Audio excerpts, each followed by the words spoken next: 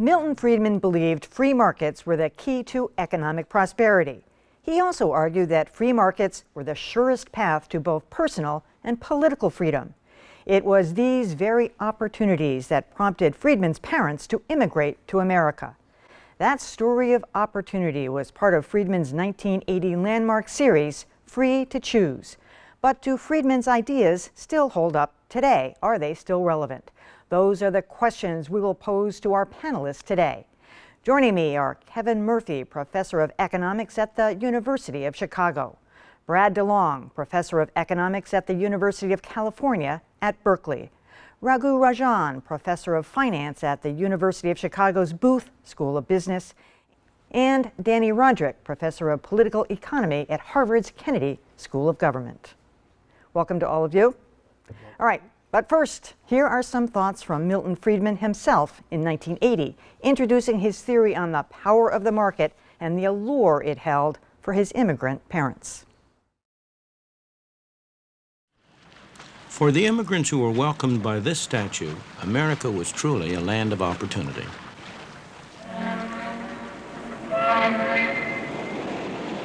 They poured ashore in their best clothes, eager and expectant, carrying what little they owned. They were poor, but they all had a great deal of hope. Once they arrived, they found, as my parents did, not an easy life, but a very hard life. There were many rewards for hard work, enterprise, and ability. Life was hard, but opportunity was real. There were few government programs to turn to, and nobody expected them. But also, there were few rules and regulations. There were no licenses, no permits, no red tape to restrict them. They found, in fact, a free market, and most of them thrived on it. This is exactly the same kind of a factory that my mother worked in when she came to this country for the first time at the age of 14, almost 90 years ago. And if there had not been factories like this here then, at which she could have started to work and earned a little money, she wouldn't have been able to come. And if I existed at all, I'd be a Russian or a Hungarian today instead of American. Of course, she didn't stay here a long time. She stayed here while she learned the language, while she developed some feeling for the country, and gradually she was able to make a better life for herself. Similarly, the people who are here now, they are like my mother. A place like this gives them a chance to get started. They're not going to stay here very long or forever. On the contrary, they and their children will make a better life for themselves as they take advantage of the opportunities that a free market provides to them. But in the past 50 years, we've been squandering that inheritance by allowing government to control more and more of our lives instead of relying on ourselves. We need to rediscover the old truths that the immigrants knew in their bones, what economic freedom is and the role it plays in preserving personal freedom. Raghu, Milton Friedman speaks of the virtues of these sweatshops, of these factories, the family history there. But if you walked into any one of those shops now, these aren't people who are here for a short time and they're going to move on. They're lifers. They would say to Milton Friedman, what are you talking about? They could, but I think you need places where people who don't have skills can start. Hopefully they go on from there to better places. If you required to start with that these places have to be really well equipped, have a lot of safety standards, they really can't get the first footing on the road to economic progress. I think that's important. When you look at some of these third world countries, people don't get jobs if those jobs require the kinds of safety standards that we have in first world countries. That's why it sometimes pays to say, okay, let's reduce regulations a little bit here.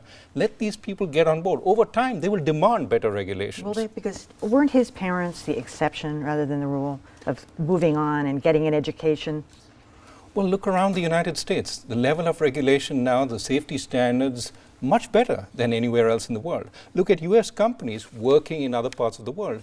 They are, in some sense, pressurized by people in the United States to have better standards there, and they are lifting standards there.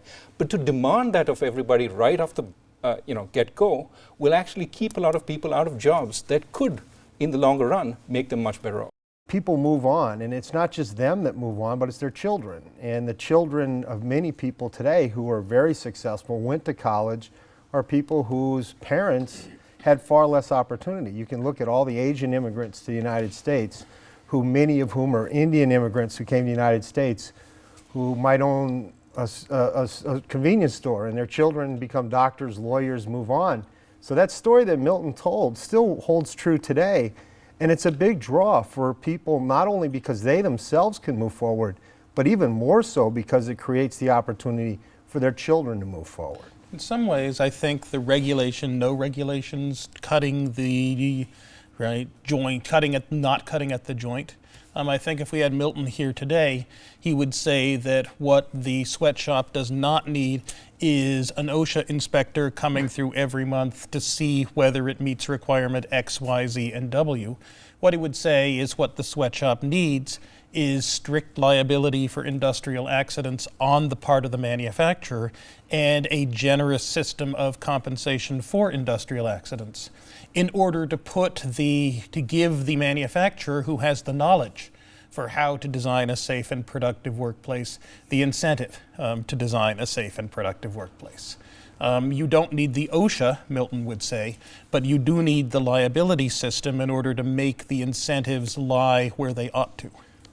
What we see in the West as sweatshops are really truly the first steps to increasing economic opportunity. It's a first step of transformation when you take basically people off the farm, peasants, and put them into urban areas where actually they do make a better living, and that's why they actually moved from the farm.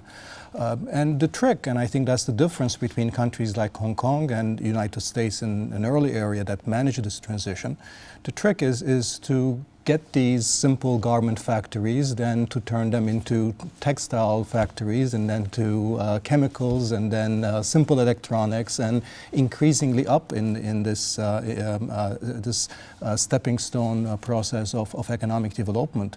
Milton Friedman, though, was saying in many ways we're kind of misstepping. We're not taking the stepping stone, that we're squandering our inheritance. What does he mean by that?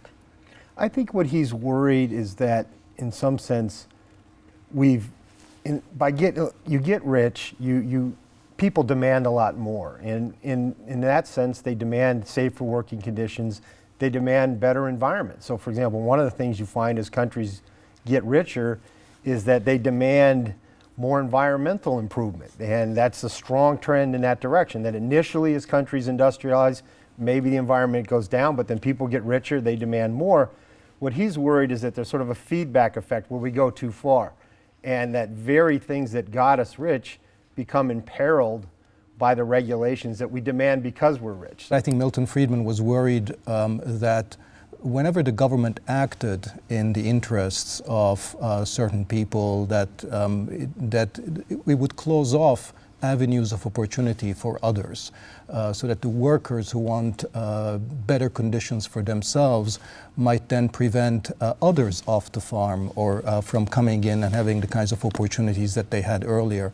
So it wasn't, in his view, it wasn't just the shouldn't of government, government shouldn't, but it was also that couldn't, in the sense that the government couldn't actually act in the common interest in some sense. People think of Milton as sort of pro-business, but he recognized that business would be one of the first people to take advantage of regulation, and they would use regulation to exclude their competitors, to entrench their position in the business, and to do other things. And he was very aware of that was one of the things that would happen. So he sort of saw regulation as it would end up being, as opposed to what you might perceive you could do. And he had a very much, be careful what you wish for, because it's going to bring a lot of other things with it.